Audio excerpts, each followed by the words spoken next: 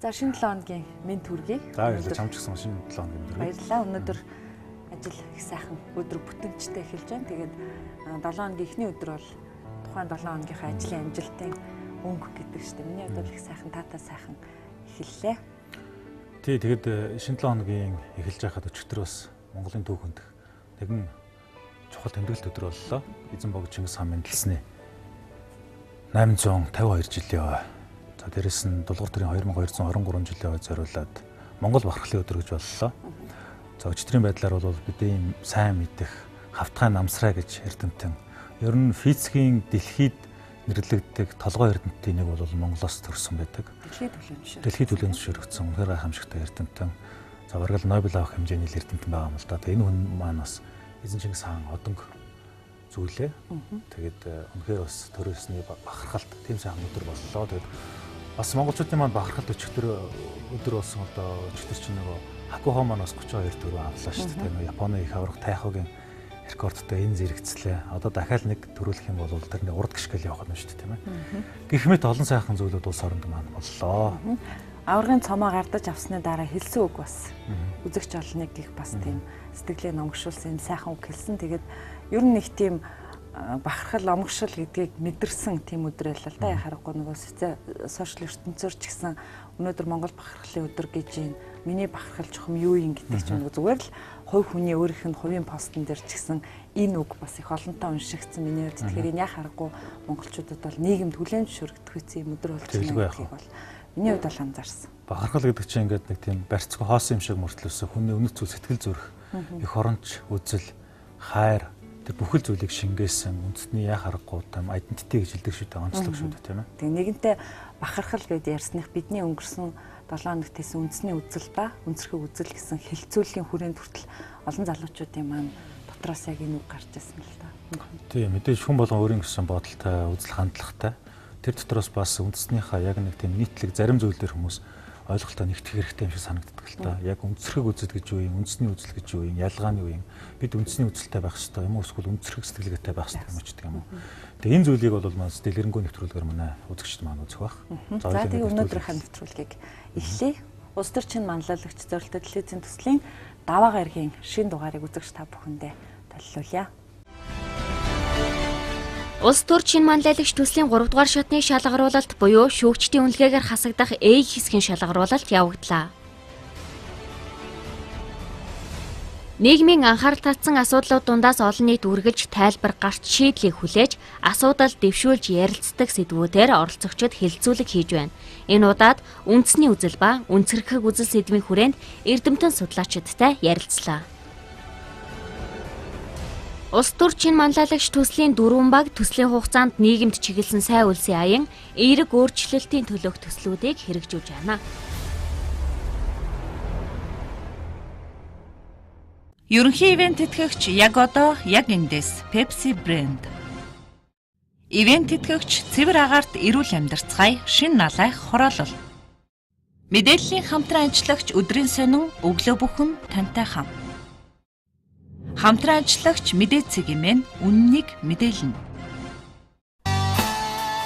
Нийслэлийн Баянгол дүүргийн 25 дугаар тойргоос улсын их хурлын сонгуульд нэр дэвшигч Өөцсийн амар заяа. Нийт сонгогчдоо энэ өдрийн мэндийг хүргэе. Өсөж төрсэн Баянгол дүүргээс улсын их хурл нэр дэвшиж байгаадаа баяртай байна. Бид өнөөдөр юуг шинжлэх хэрэгтэй байна вэ?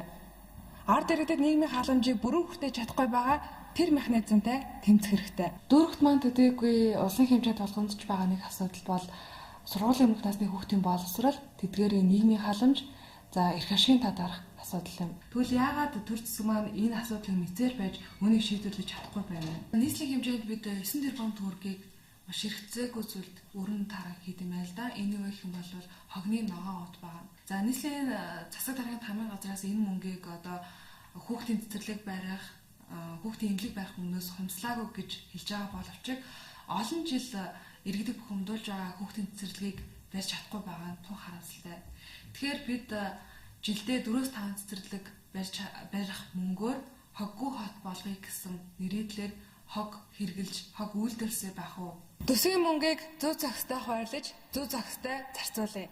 Энэ бол миний баримтаж буй бодлого.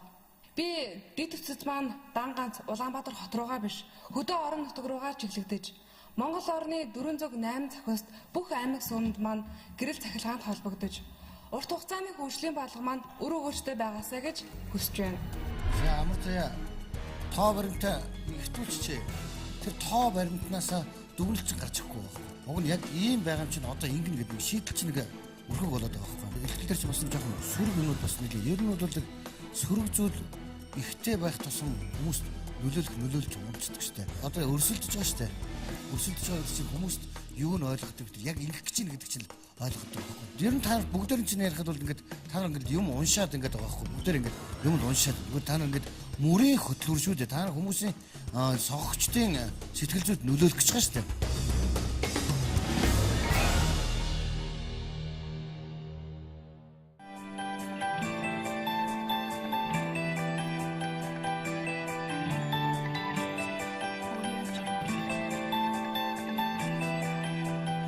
Хотын баруун дархинд орших Сонгой айрхан дүүргийн 15 дугаар хорооны эрхэм сонгогчид та бүхэнтэйгээ уулзаж байгаадаа би туйлын их баяртай байна. Залуу хүн зорилготой бол эх орон ирээдүйтэй гэж үг байдаг.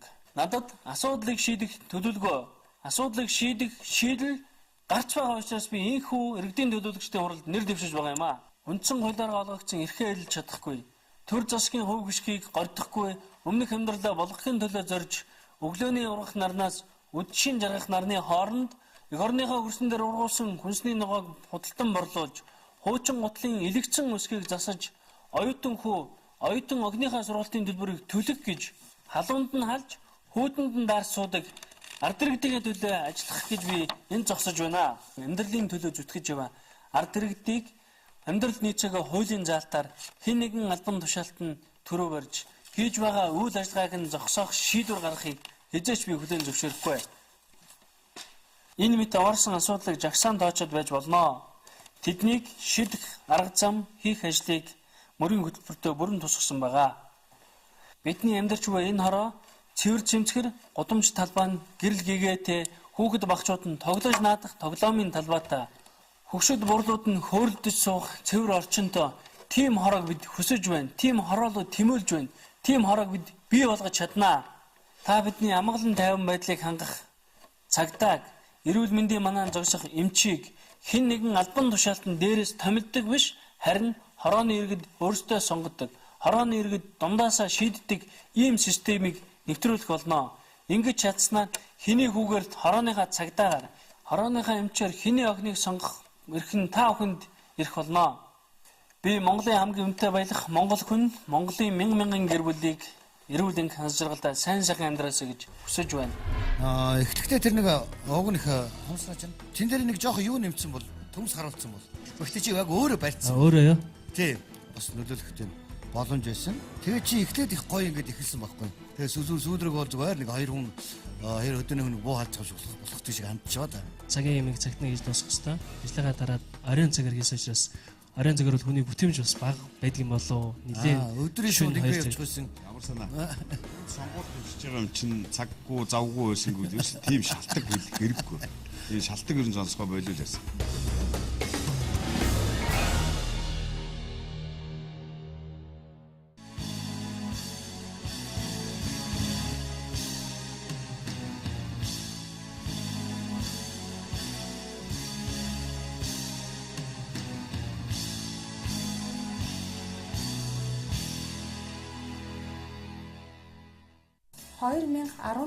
оноос бүтээн байгуулалт эхлэх Багнуур дүүрэгт оюутны хотхон бүтээн байгуулалтанд зориулж дүүргээс иргэдийн төлөөлөгчдийн хурлаар дамжуулан Багнуурын газрын албаас тус хотхон барьж байгуулахад зориулж 10 га газрыг төлөвлөж өгсөн билээ.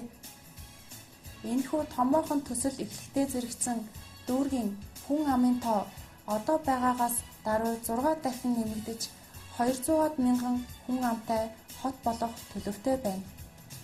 Үүнийг дагаад хүнс хөнгөн аж ахуйн дотоодын жижиг дунд үйлдвэрлэлүүд хөгжих зүй ёсны шаардлага урган гарч байна.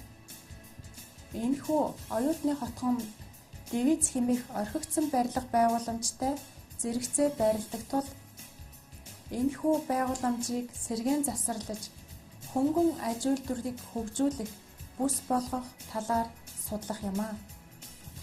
Хэрэгжүүлэлтийг хууль эрх зүйд нийцүүлэн гадаад дотоодын хөрөнгө оруулалтыг татах, бодлого баримталж тэдний бизнесийн орчныг дэмжих, таатай орчин бүрдүүлэх талаар хамтран ажиллах юм а.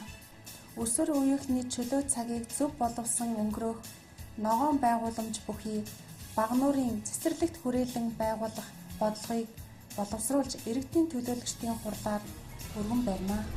Ариунагийн хувьд бол өөрөө нэр дэвшиж байгаа биш, харин нэг юм цагаан хоолоогоор нэг нэр дэвшиж байгаа хүний талаар танилцуулга явуулдаг шүү дээ, тий. Тэгээ тийм танилцуулга маягтай л юм явуучих шиг боллоо. Зүгээр бүгдээрээ л уншаад байна л гэж харж байна. Дандаа нөгөө нэг урд нь юу ч хийгээгүй байсан юм шиг сэтгэл төрүүлэхээр юм ярина гэдэг бол одоо хүний сонирхлыг татгаа болчихсон. Тэрэнд нөгөө хүмүүс нэрээ тийш тийм уртадлын хүмүүс нь ерөөсөө юм хийгээгүй инэл нэг юм хийх юм шиг байж дээ гэж итгэж үнэмшдэг цаг бол өнгөрцөн.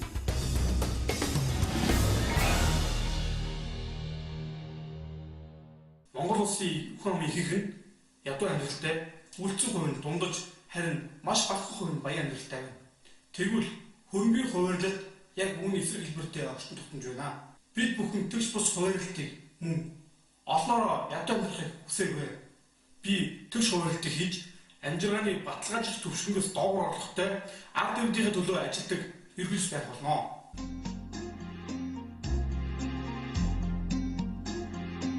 Монгол улсад үйлдвэрлэлийг эрчимтэй хөгжүүлэх шаардлагатай байна. Үйлдвэрлэлийг бүс нутгийн хэмжээнд шатааруулан төрөлжүүлэн хөгжүүлэх ёстой. Төр өөрөө үйлдвэрлэлийг дэмжиж, сайтай зохион байгуулж, сайн менежер байх шаардлагатай. Үүний тулд бизнес эрхлэгчид үйлдвэрлэгч нарын үйл ажиллагаанд чөлөө тушаа болж сэтгэхүйн хоцрогдсон төр байх уу? Харин хөгжлийн гацыг тодорхойлсон төр байх уу гэдэг нь одоо цагт та бидэнтэй нүүр тулаад байна. Би үйлдвэрлэгч нараа дэмждэг эрхлэгч байх болно.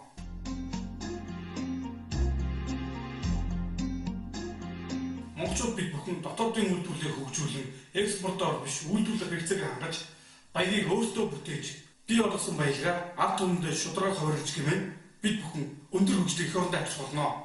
Шударга хуваарлал бүтээлч Монгол өндөр хөгжил та бүхний сонголт. Ариун болтын хувьд тэгш хуваарлалт гэж их мундаг өрөө тавьснаа тэгснээ үйлдвэрлэгчтэй дэмжнэ гэдэг чинь хоёр өөр чиглэл шүү дээ. Энэ хоёрыг нэг хайрцагт яаж багтаах гэдэг юм.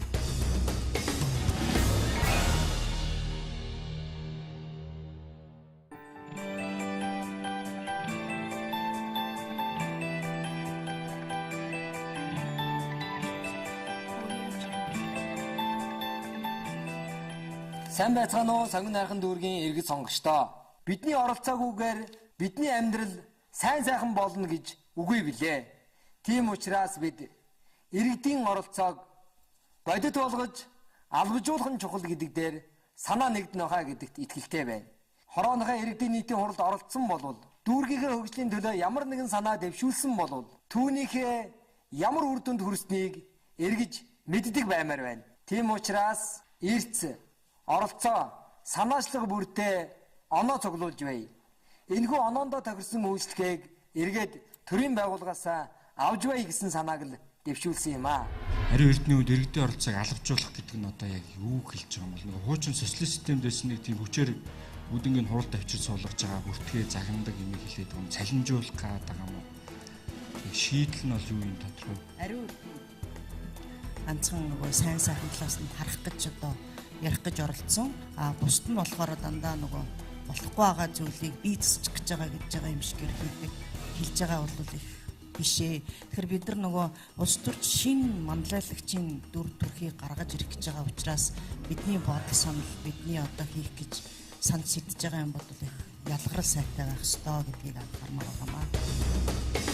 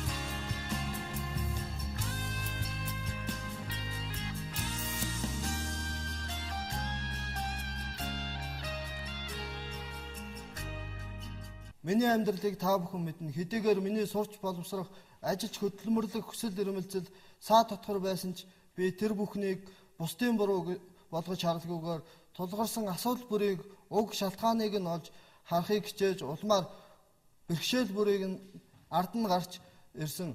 Би хөгжлийн бэрхшээлтэй хүмүүсийн бүлэгт хамаардаг. Тэднийхээ дуу хоолойг олон нийтэд хүргэх чиглэл оюун болоо чилэн ажиллаж ирсэн туршлага надад бий. Завханчууд бид өөрсдийгөө оюун ухааны төв, эрдэмтэн мэрэгд худагт хуйлгаатын өлгийн нутаг гэж боддог, ярьдаг. Гэтэл бид өнөөдөр хэн болж хувирсан бэ? Бага жоохон ой нөөцөө банз болгон ойр хавийнхаа аймагуудаа хэдэн бор төгнөөс өчөөд өөрсдөө үлдэгдэл муу банзаар нь хөрөөний иршиг хашаатай сууж байгаадаа жаахан ч гэсэн дүгнэлт хийх хэрэгтэй болжээ. 4 жилийн өмнө хөгжил дэвшил нь биднээс хол ялгаагүй байсан ховд аймаг өнөөдөр ямар болж өөрчлөгдсөн нүдэн дээр ил харагдаж байна. Бидний өмнө тулгарсан бас нэгэн асуудал бол ажилгүйд ядуурлын асуудал байна. Ядуурлын тухай бид сүүлийн 30-аад жил ярьж байгаа. Сонгуул бүрээр ерөөсөө ялгарах юм бол ерөөсөө байхгүй. Яг одоо хүмүүсийн ярьдаг л нэг нийтлэг зүйлийг л уутгартаа хэлбэрээр хэллээ гэдгийг бол бас би баттгаж хэлж байгаа юм. Нөгөө талаасаа юу вэ гэхээр судалгаа авахгүй байгаа ерөөсөө. Яг одоо ярьж хэлж байгаа зүйл дээр судалгаа авахгүй. Дан өөрийн бодлыг одоо ярина гэхээр хүн бүхэн сайхан юм бодож болно. Хүн бүхэн сайхан юм руу тэмүүлж болно. Гэхдээ яг юм хийх гэж байгаа хүн бол судалгаатай тэгээд тэр судалгаан дээр нотлогоон дээр үндэслээд ингээ ярьж идэг. Тэр байдал бол зургууланд нь дутмаг байлаа гэх.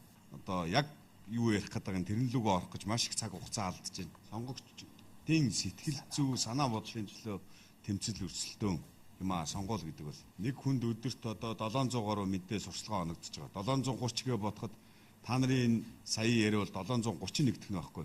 Тэгээд тэр хүмүүс завгүй байгаа. Солонгос киногоо үзэн, шоугоо үзэн. Тэгээд 731-д нь та нарыг сонирхон анхаар сонсоо сонгоно гэхэд бол үнэхээр бас сэтгэл төрүүлэхэд бол хэцүү байна. За дээр нь 6 бие хүн, 6 өөр ертөнц, 6 өөр шин санаа, 6 өөр дүр төрх гарч ирэх болов гэтэл нэг шин санаа бол ер нь маш их ховор. Ер нь л олон нийтийн мэдээлэл хэрэгслээр яригддаг, бичигддэг, шөмжилдэг маш хуучин санааг л шинэ гэсэн байдлаар л ярьчих шиг боллоо. Тэгэхээр ер нь олон нийтийн харилцаа, сонгогчдын санаа бодлол хамгийн нэгдүгээр зорилго бол ялгарах байгаа. Тэгээд миний ялгаа юу юм бэ гэдгээ ер нь цаашдын шоу доошоо энэ төсөлтөө анхаарч явах хэрэгтэй байхаа гэдгийг л бас хэлчихье гэж бодож байна. Өөрийнхөө мөрөө хөтөлбөрийг ярьж байгаа хүмүүсүүд бол өөр хүний мөрөө хөтөлбөрийг уншаад шалгалт өгж байгаа оюутан мэт иймэрхүү хэв байдалтай ийм байдал анзаараглаа гэж хэлчихье.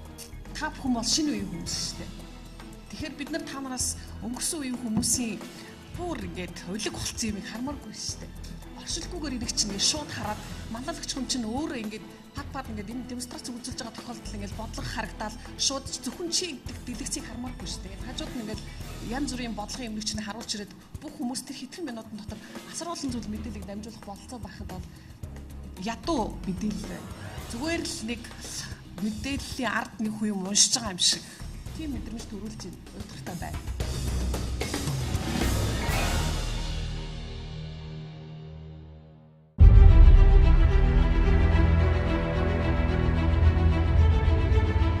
Өөдсийн амар заяа, Батжавын амар санаа, Чулуу эрдний ариунаа, Төр мөнхийн ариун болт, Баттойрлогийн ариун эрдэнэ, Бямсүрэнгийн баасан дорж,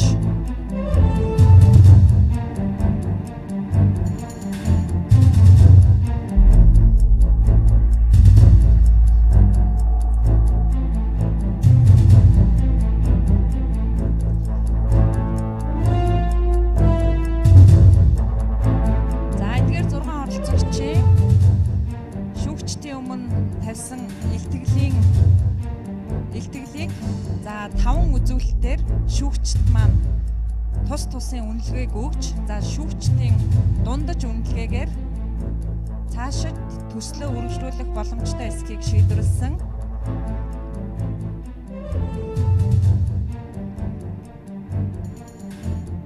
Ямсүрэнгийн баасан дорж Аваргалагын ариун эрдэнэ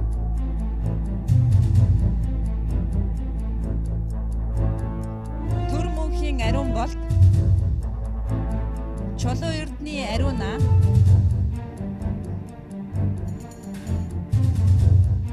та дөрөв цаашид төслөө үргэлжлүүлэх боломжтой болсон байна.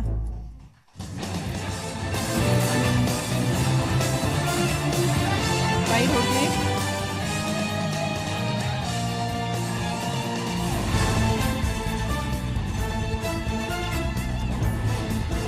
Батчавын амар санаа Өөдсийн амар заяа та хоёрын хувьд төслөө цааш үргэлжлүүлэх боломжтой болжээ. Баяр хүргэе.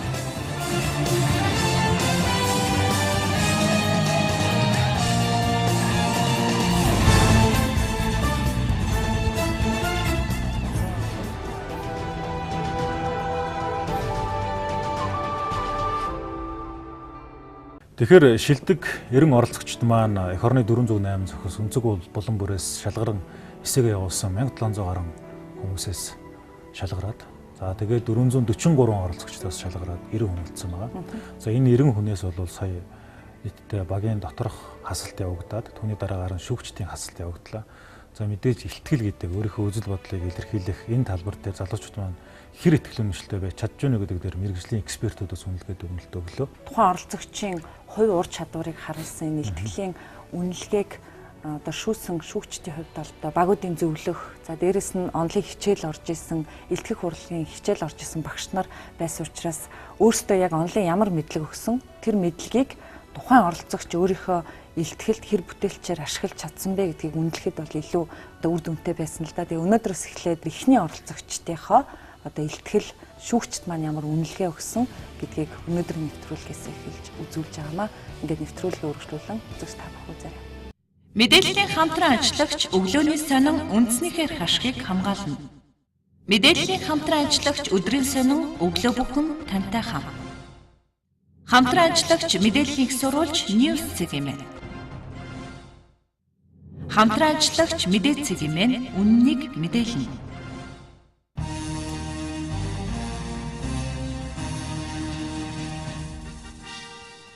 Сайн бацгаана уу эрхэм хүндэт нутгийн ард түмэн та бүхнийхээ энэ өдрийн амар амгалан айлтган мэдчлээ.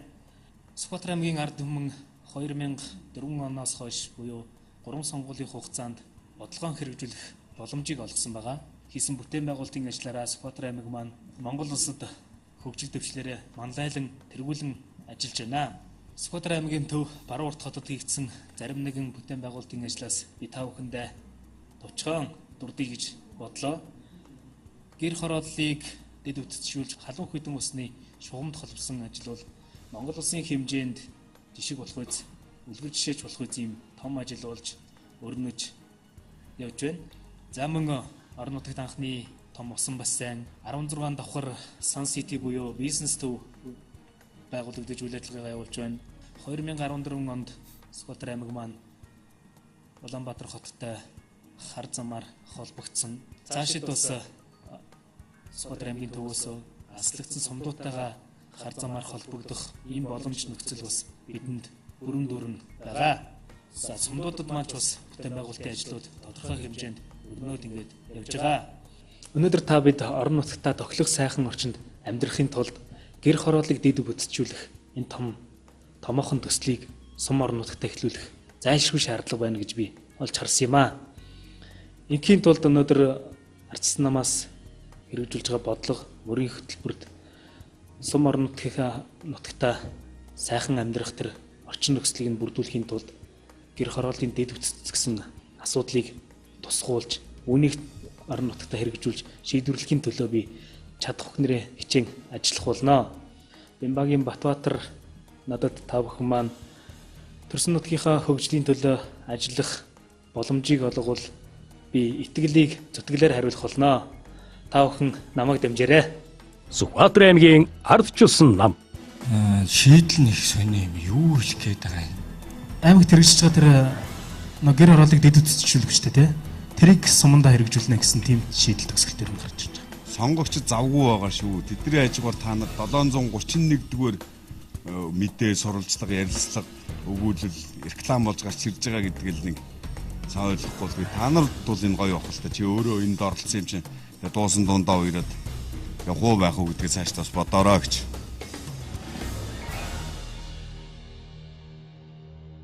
Эрдэнэт хот гэж хэлэхээр та бүхэнд юу санаанд ордог вэ? Хамгийн түрүүнд Эрдэнэт үйлдвэр санаанд орно. Дараа нь Эрдэнэт хот санаанд орно. Дараа нь томоохон бүтээн байгуулалт анхдагчдын өлгийн нутаг гэдгээр хүн болгоно. Тэгвэл цаашид энэ үйлдвэрийг, энэ хотын ирээдүйг Эрдэнэт хотод төрж өссөн Эрдэнэт хотын унган залгачууд хөдөлж авч яваасаа гэж миний зүгээс үздэг. Энэ хотод Монгол Улсын их хурлын сонгуульд миний би нэр дэвшгээр хүрэлцэн ирээ тийм. Тэгэхээр нийт оюутан залуучууд та бүхэнд бас өөрийн мөрийн хөтөлбөрөөр танилцуулгаар хүрэлцэн ирсэн юм аа. Надад үндсэндээ бол 4 мөрийн хөтөлбөр байгаа. Энэ 4 мөрийн хөтөлбөрийн эхнийх нь бол төвлөрлийг сааруулах гэж. Тэгвэл Эрдэнэт хотод бид нар томоохон ихтэй сургуулиудыг ялангуяа Эрдэнэт үйлдвэрийн уул уурхайг түшгэлсэн бидний сургуулийг эндээ байгуулах нь бол зөвхтэй гэж үзэж байна. Тэгэхээр магадгүй хажуу талд нь онлайн мэдлэг, практик мэдлэг явж идэг. За мөн үүнийгээ дагаад ч гэсэн уул уурхай Аазтай одоо үнэлэгдэх хэмжээний томоохон уул уурхайн түшил сургуулийг энд бий болгох нь бол зөвхтэй гэж миний зүгээс харж байна. Бид нар даваа тал байдаг. Замаар одоо төмөр зам, автозамаар бол манай Эрдэнэт хот маань Улаанбаатар хоттой холбогдож байгаа. Тэгэхээр энэ одоо холбогдож байгаа энэ боломжийг бид нар яаж зүгээр эргээр харах боломжтой вэ? Дараагийн нэг зүйл нь Эрдэнэт хотыг хөгжүүлэх төлөвлөгөө бид нар гаргая гэж бодож байгаа. Цаашид бол Эрдэнэт хот гэдэг үндсэн статусыг бол авч өгөх шаардлагатай. Эрдэнэт хот гэдэг статусаа бид нар авснаар бол цаашид бол төрийн үйлчилгээ сайн иргэдэд хүрэх, иргэд ч гэсэн одоо төрийн үйлчилгээг бол авахд бол энэ боломж нь өөрөө нэгдэж ирэх юм аа. Түлдэж нэг улс төрийн шинэ манлайлагч гэдэг мэрэгжлийн хичээлүүд суугаад байгаа шүү дээ тийм ээ. Тэгээ ерөөсөө сонгогчтойгоо харьцахгүй байна. Яг чамаа үзэж байгаа сонгогч нь өөрөө ямар бүтцтэй юу хүсэж байгаа гэдэг тухай байхгүй чи юу хүсэж байгаа тухай баах мөрөөдлүүдэд бичээд ороод ирсэн санагдаад байна. Жишээлбэл ачаалаа чиний бол боломжийн санагч чинь гэхдээ чи яг Эрдэнэтийн улсын хурлд дэвшгэд чи зөвхөн залуучуудад зориулж юмрээд гэж болохгүй шүү дээ. Чиний сонгогч нь маш олон бүтцтэй байгаа. Ядчил чи тэр өөрийнхөө саналуудаа үйлдвэр ажилчтай холбоот ч юм уу тийм нэсчүүд ярихгүй чи зөвхөн залуучтай холбоо мэддэг сэдвэл мэддэг хүнтэйгээ яриад байгаа болохоор чи мэдхгүй нэг 10-20% санал аваад унах л байна. Тэгэхээр бусад ийм хүчин зүйлүүдэд тооцож бусад нийгмийн давхаргуудаа тооцож хийж ингэж над нэс чи явахгүй бол зөвхөн бодлоо яриад байгаа юм. Явахгүй л санагдаад байна. Би ярьж байгаа нэг сул өгнүүд юм байгаа байхгүй магадгүй гэх. Чи өөрөө магадгүй гэж бодож байгаа зүйлээ сонгогчдод итгүүлээд сонгохнэхээр одоо миний хувьд бол ямар ч ихтгэл үнэмшил төрхөө болол хувирч байгаа. Би өөрийгөө сонгогч гэж бодоод сууж юм л да.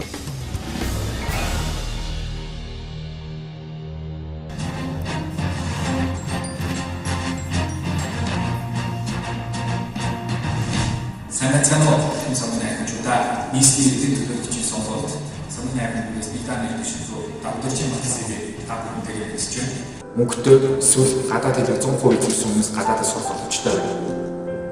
Энэ нэг талаараа шудраг мэд харагдаж нөгөө талаараа шудраг гэсэн юм аа. Яагаад гэвэл 12 жилийн турш $5,000 сургууль гадаад багшаа гадаад хэл заалгуулсан төлөв. 12 жилийн турш Монгол багшаага төлн сална гадаад хэл заалгуулсан. Айн хөшөө. Тусгад зүн салсан. Эсвэл сайн мачин айлын хөвгтөө өсөлтөө гадаадд сурахыг энэ бол шууд гэсэн юм аа. Бат үзээд дээр бол ер нь боломжийн бас ч гэж бусдыгаа бол нэг юм даанч тэр нэг хийж байгаа бичлэг дүрс идэр нь бол зүгээр нэг камераар юм цонхоор хараад зогсож байгаа юм шиг тийм очоос ихтгэл дүнш төрөхгүй санагдаад. Бараг оюутны мэтгэлцээний ихтгэлийн тэмцээнд орж байгаа юм шиг юм болчихлоо тийм. Одоо зүгээр фэйсбુક дээр тавьчихвал их гоё л бичлэг л ах л та. Тэрнээс яг тодорхой улсын хурлын юм уу эсвэл иргэдийн хурлд нэр дэвшиж байгаа хүний хувьд бол ийм бичлэг бол болохгүй хөө. Сайн бацгаано нийслэлийн баяр зорилгыг хэлээ.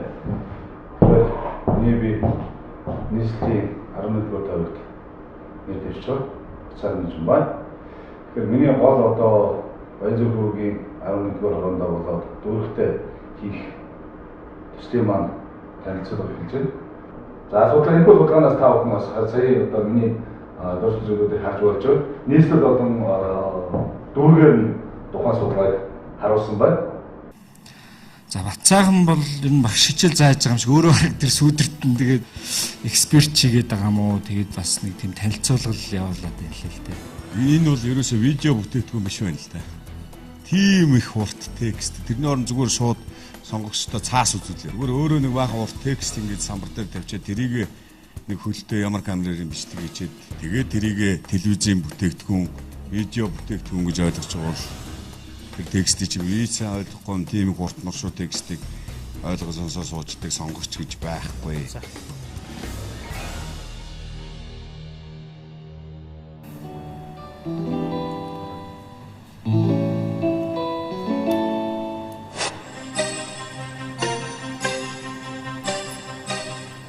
Нийслэл Улаанбаатар хотын автомашины тоо өнөөдөр 400 шахан мянгад хүрчээ. Гэхдээ замын цагдаагийн албан хаагчдын тоо ердөө 350 хүн байдаг юм байна. Энэ нь юу гэсэн үг вэ гэхээр нэг замын цагдаа тутамд 1000 автомашин огдож байна.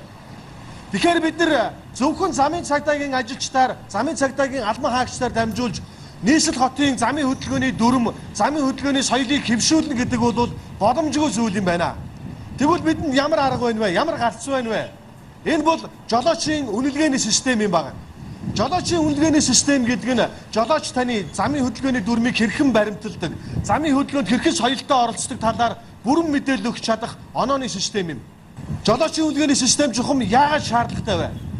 Өнөөдөр нийслэл хотын 18-аас 50 настай нийт иргэдийн 6 иргэн тутмын нэг нь өдөр тутамд автомашин жолоодож замын хөдөлгөөнд оролцож байна. Тийм учраас автомашины төгжрөл болон замын хөдөлгөөний соёл гэдэг бол нийслэл хотын иргэн бүрийн өмнө тулгамдсан зайлшгүй чухал асуудлуудын нэг юм а. Жолоочийн үнэлгээний систем нь бүхэлдээ цагдаагийн ерөнхий газар болон замын цагдаагийн газрын хараа хяналтан дор өдөрлөгөн дор зохион байгуулагдах ёстой байгаа. Өнөөдрийн байдлаар цагдаагийн ерөнхий газрын лицензийн төвд бүртгэлтэй 950 мянган жолооч байдаг гэсэн тоо байна. Тэгвэл эхний ээлжинд эдгээр 950 мянган жолоочид гарааны 100 оноо бүхий хувийн хэргийг нээж вебсайтэд байршуулах юм. Харин иргэн та, жолооч та өөрийн гар утсан дээр байрлах мобайл аппликейшнээр дамжуулж энэхүү жолоочийн үнэлгээний системд өөрийн гар биеэр оролцох боломжтой болох юм а. Нийслэлчүүдээ айх аюулгүй амар тайван замын хөдөлгөөний төлөө, замын хөдөлгөөний соёлыг хэвшүүлэхийн төлөө та бүхнийг жолоочийн үнэлгээний системийг бүрэн дэмжинэ гэдэгт би итгэлтэй байна. Юм нь бол наадхаа ингэж хэрэгжүүлээд эхлэх юм бол мэдээж өвтөн бол гайхалтай гарч юм л да. Би дэмжин. Жолоочийн үнэлгээний системийг би дэмжиж байна. Би энэ төслийг дэмжиж байна. Би Баянгол дүүргийн иргэн Батбулга байна. Та бүхэн жолоочийн үнэлгээний системийг болон намайг дэмжээрэй. Нийслэлийн иргэдийн төлөөлөгчдийн хуралд Баянгол дүүргээс нэр дэвшигч Дархан Чад Овдон овогт Нямбалын Батбулга уул замын соёлын тал дээр нэг тийм замын цагдаагийн шинэ ажлыг л бид нарт танилцуулах зорилготой. Үрж яг аль түвшинд нэр дэвшсэн бол уул санаа нийслэлийн иргэдийн хуралд. Одоо өөрөөр хэлбэл нийслэл тулгамдсан асуудлыг шийдвэрлэж ерөнхийдөө энэ төсөлд оролцож байгаа миний бичсэн төсөл маань юм байна. Тэгэхээр танилцуулъя. Сэтгүүлчдээс сайн хэмжээнд сайн ярдгил юм байна. Тэгээд над зүгээр таалагдаагүй бичлэгийн нэг тийм юу нь бол яг агуулга нь бол болж байна. Зүлгэн дээр л яваадах юм. Одоо соёл ярьж ижил өөрөө зүлгэн дээр л яваадах нь сонаар. Тэр чинь би биш одоо өөр хүмүүс харуулаас сонир харагдах юм байна л да. Тэгээд нөгөө жижиг гэлтгүүдийн деталуудыг бол анзаарчлах хэрэгтэй л байх л та тий. Дөрөвний 6 одоо энэ 6-ад ингээ харахад надад бол хаавч нэг шин санаа дэвшүүлэгч оролж байгаа юм бол Батбулга бол ямарсан шинэ бүтээл оновчтой санаачлаг муу юм. Баталгын хувьд ч гэсэн ер нь их дайггүй. Гэхдээ чи ингээ дараа улс төрийн юм дэвшиж байгаа тэгээ сонгуул дэвшиж байгаа хүний сонгуулийн реклам спичгээс илүүгээр асуудал дэвшүүлсэн нэвтрүүлгээр яваад шүү дээ. Чи тийм магадгүй нэг заман цагдаатай хамт турсан нэг тийм асуудал дэвшүүлсэн нэвтрүүлгүүд байдаг шүү дээ. Тэгээ тэрийг чи нэг юм урлагийн хүн хөтлж байгаа тэгж л харагдаад байна л да. Баянголын тэр олон төгжрийн асуудлууд болоос цэцэрлэг сургууль соёл өөр юу гэдгийг эдийн засгийн ямар л хохирол амсаад байгаа. Чи нийтлэг юм яриад байгаа байхгүй юу? Улаанбаатарын тухай чиний фокус чинь тэгвэл Баянгол дүүргийн сонгогчдод зориулсан байна. Нэр дэвшин бол нийслэлийн иргэдийн хуралд. Тэгвэл Баянгол дээр фокуслж байгаа чамайг сонгох сонгогч нь Баянголын сонгогч штэ. Чамайг Сүхбаатар дүүрэг юм уу Сонгон найрхан дүүргийн сонгохгүй байхгүй юу? Тэгэхээр тэр фокусуудаа барьж авахгүй ингээ нийтлэг юмнууд барьж аваад яриад байгаа. Жохон тийм хүртээмжин тиймэрхүү байх шүү гэсэн. Тиймэрхүү санал байна.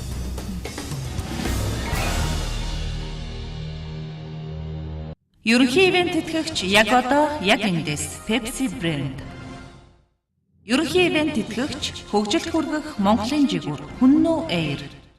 Ивент тэтгэгч цэвэр агаарт эрүүл амьдарцгаая шин налайх хороолол. Ивент тэтгэгч дэлхийд танигдсан Монгол брэнд Говь.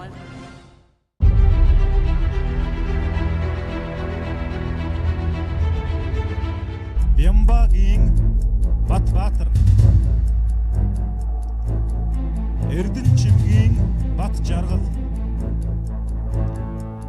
Даваг Доржийн Бат Үлзий, Очир хуйгийн Бат Сайхан, Нямбалын Бат Тулга,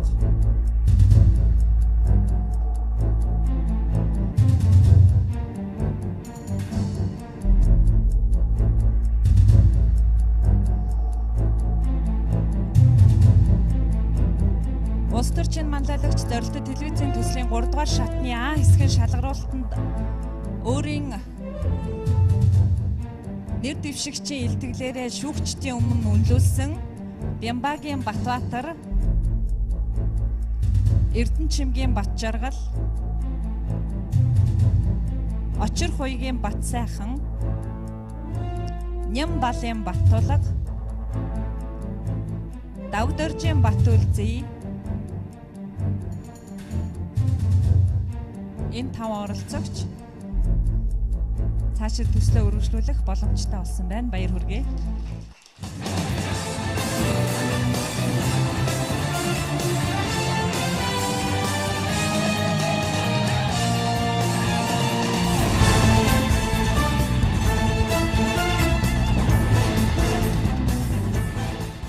Ерөнхий ивент тэтгэгч яг одоо яг эндээс Pepsi брэнд.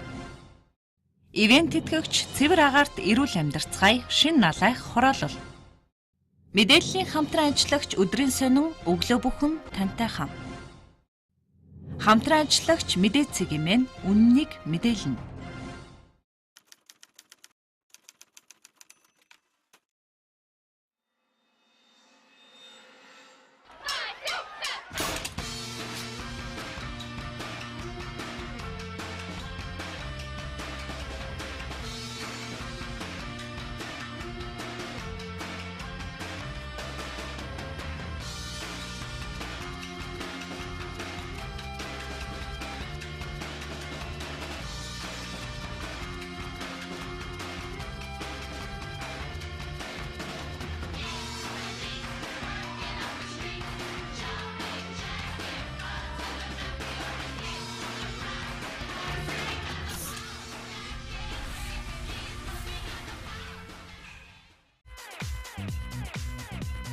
Мөнгө дөшөх байгалийн мөнгө.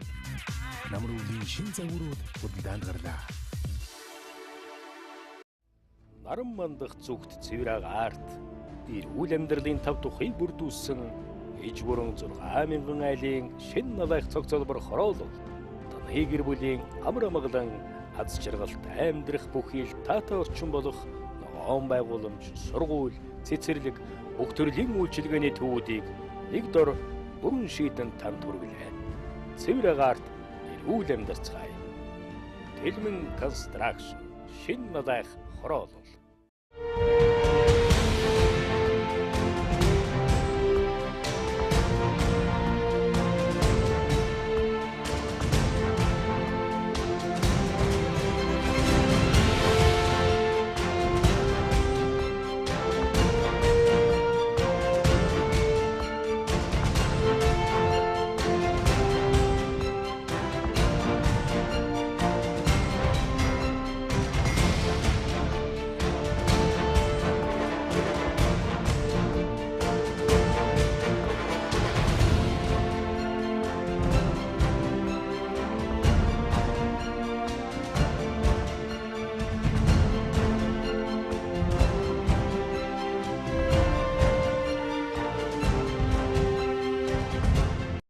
Ерөнхий ивент тэтгэгч хөгжилд хүргэх Монголын жигүүр Хүннүү Air.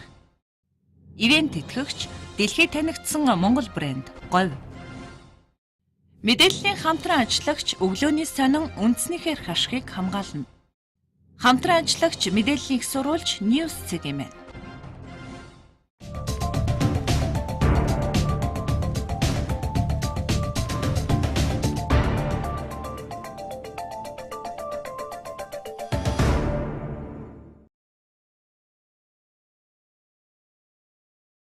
Үндэсний үзэл үнсэрхэг үзэл гэж чухам юугаар ялгагдах вэ? Түүхийн болоод өв соёлын дундаршгүй сан хүмрэгтэй Монголын ард түмэн үнсэрхэг үзэл үндэсний үзлийн алийг нь эрхэнд тавьбал хөгжих вэ?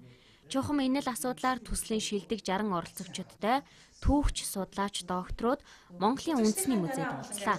Эх орны хөгжил цэцэглэлтэнд өөрийн оюун ухаан, ур чадвар, хүч хөдөлмөрөө дайвчлах манлайлагч залуусын хувьд шинэ үнэт зүйлийг бий болгоход энэ уулзалт үр дүнгээ өгөх нь дамжиггүй. Учир нь түүхийн хуудаснаа буусан олон зуун жилийн сургамж, зөвлөгөө, ур ухааны их нууцыг судалж яваа түүхч, докторуудын хувьд үндэсний болоод үнсэрхэг үзлийг ийм ялгаж тайлбарласан юм а. Үнсэрхэг үзэл гэдэг маань бол одоо яг янз бүрийн хүмүүс хэлж байгаа юм. Аюултай гэх юм уу? Одоо хит одоо бусдыг үгүйсгдэг гэх юм уу? Нэг ийм сөрөг талууд бол их байдаг. Үндэсний үзлийн тухай асуудал гэх юм бол ерөөсөө өөрийнхөө өв соёл түүхийн үнэт зүйлийг бусдыг одоо ойлгож өөрийгөө мэдэрсэн тэр үнэт зүйлийг хэлээд байгаа. Үнсрэг үзэл гэдэг бол ерөнхийдөө олон улсад ер нь эрдэмтдийн тодорхойлтуудыг харахад бол тийм сохор тий өөрөөр хэлбэл сохор хит их өөрөөр хэлбэл бодлогогүй одоо ийм патриотизм буюу тэр эх оронч үзлийг үнсрэг үзэл гэж нэрлэнэ гэж томьёолдог тий.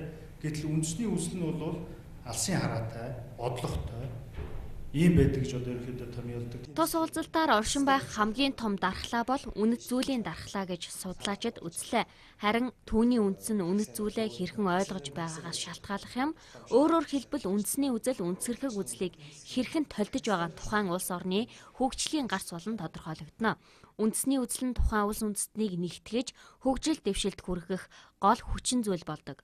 Зөв цагт нь зөв чигт нь үндэсний үзлээ чиглүүлж чадвал тухайн улс гүрэн хүчрхэгжин хэмээн уулзалтанд оролцсон шилдэгүүд үзэж байна. Мөн Монгол улс үндэсний үзлээрээ дэлхийн бусад улс гүрнээс ялгарах онцлог шинжтэй гэж ойлгож байгаагаа илэрхийллээ.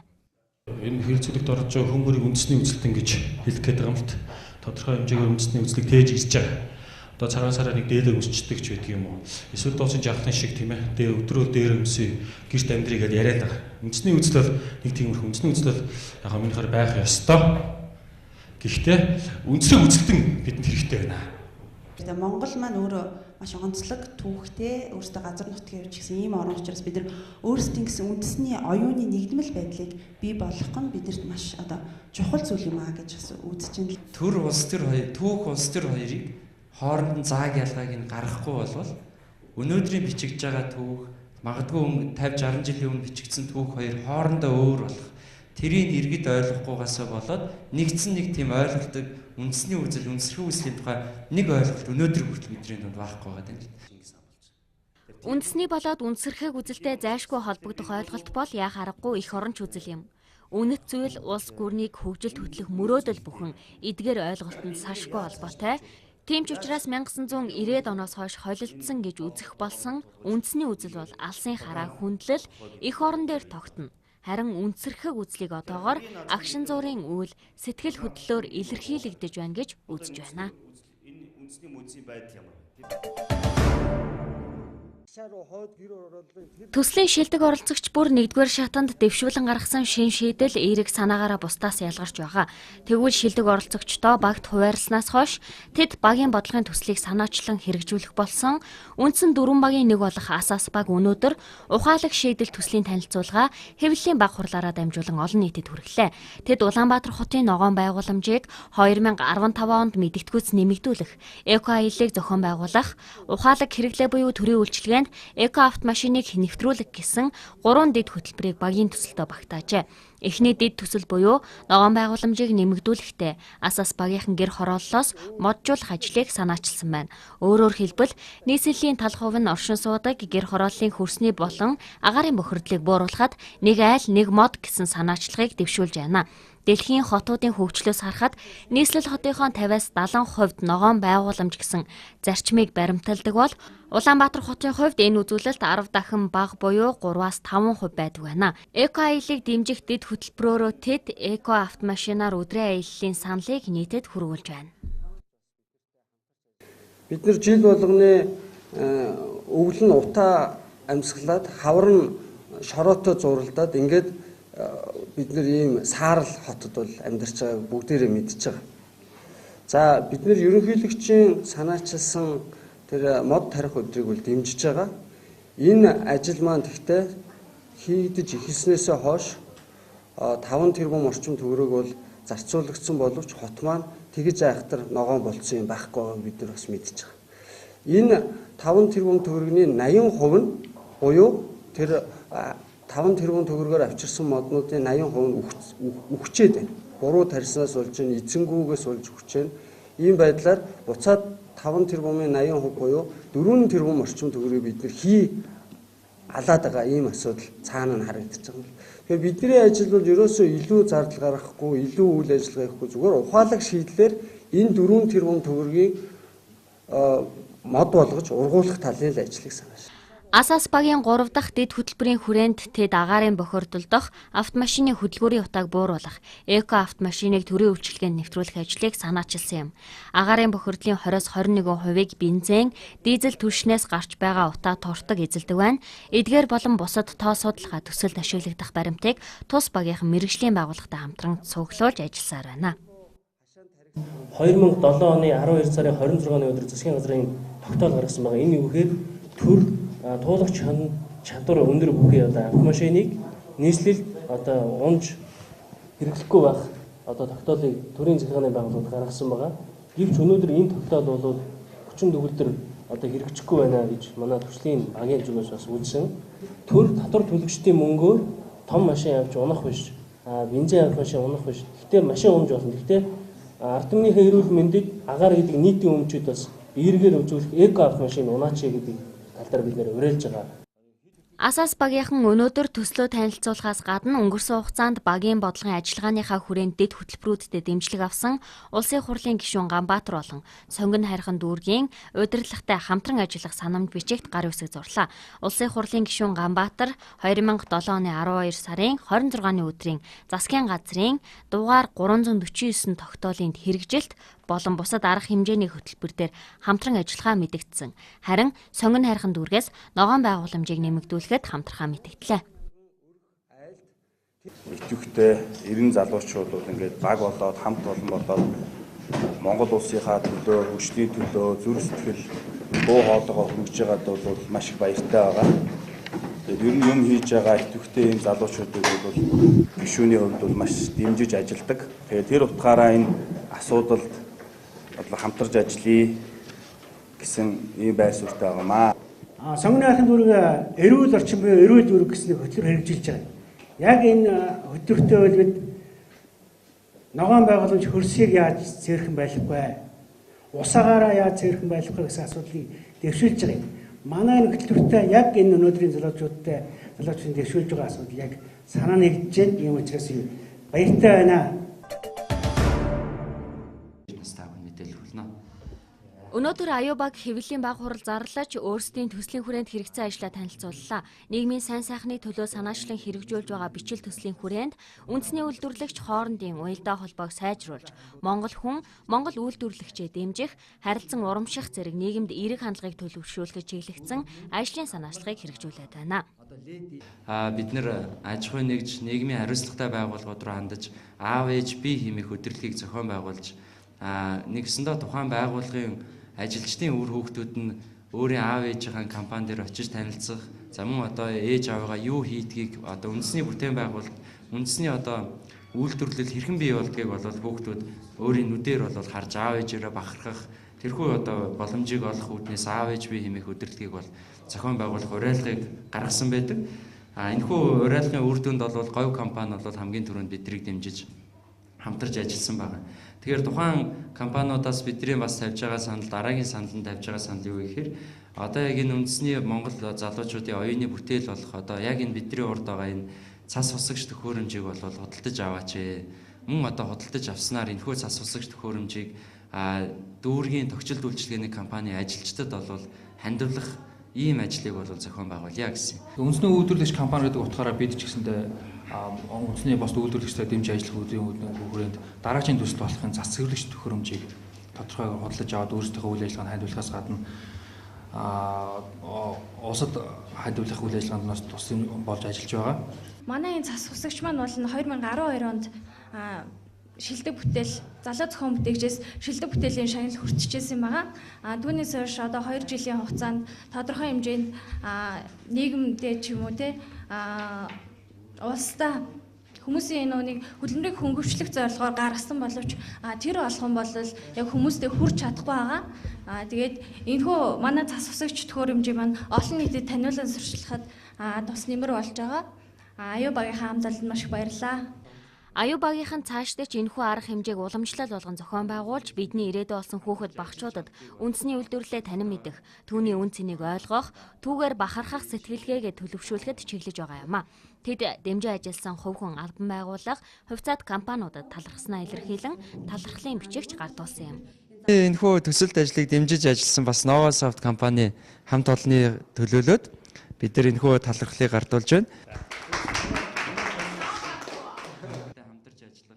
Аюу багийн төслийн нэг хэсэг болох үндэсний үйлдвэрлэгч иргэнийг дэмжин хамтарч ажиллаж, түүний бүтээлийг олон нийтэд таниулан сурталчилж, үндэсний үйлдвэрлэлийг дэмжих зорилготой байсан бөгөөд энэхүү төслийн хүрээнд залуу зохион бүтээгч оргил болдыг сонгож, түүний бүтээсэн 150 мянган төгрөгийн үнэтэй цас хусагч тэрэгнээс 10 ширхгийг худалдан авч, цас хусагч 6 тэргийг говь хувьцаат компанид худалдаж, үлдсэн 4 тэргийг нийслэлийн 4 дүүргийн төрийн үйлчилгээний компанид хандууллаа.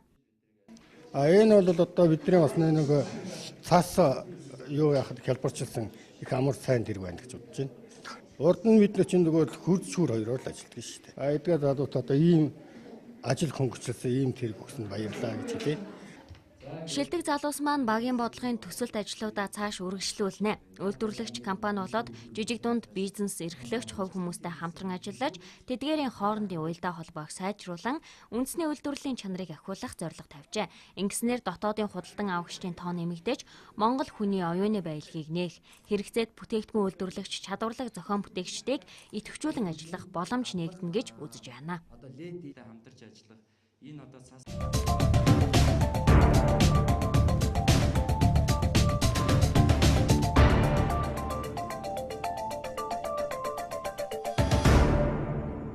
манай залуучдын маань хувьд өнөөдөр зөвхөн уран гэлтгэх ярианы гоёор өрсөлдсөнгүй. Гол нь яг түрүүний өөрөө чинь онцолж ирсэн шиг гол нь өөрийнхөө үзэл бодол хий хэрэгжүүлэх гэсэн санал бодлоо бусдад хэр зэрэг итгэл үнэмшилтэйгээр хүргэж чадж байна гэдэг нь манай шүүгчшүүлээ. Шүүгчдийн маань хувьд бас нэлээд чанга бас чин сэтгэлээс харамгүй асар их цагийг зарцуулж энэ хүндрэлтэй аргалаа гэж би бодож байна. Шүүгчд маань их тийм олон талаас нь харж ирсэн л да. За нэг шүүгч жишээлбэл агуулга текст талд харж байхад нөгөө шүүгч нь одоо телевизийн талаас тэгээд оролцогчдын маань хувьд онлайн талын мэдлэг болоод дэлгэх ур чадварын хичээлүүдээр авсан мэдлэгээ бүтээлчээр хандсан хүн байхад за нөгөө талаар бас хайн хандсан гэдгийг бол шүүгчд маань бол шууд хэлсэн. Тэгэхээр өнөөдрөөс эхэлж байгаа шүүгчдийн үнэлгээнийх бол үзэгч та бүхэнд бас их сонирхолтой үзүүштэй байгааг итгэж байна. Тэгээд өнөөдрийн нэвтрүүлгийн маань сонгогдсон үзэгч та бүхэндээ баярлалаа. Та бүхэн сайхан амраарай. Баярлалаа. За сайхан амраарай.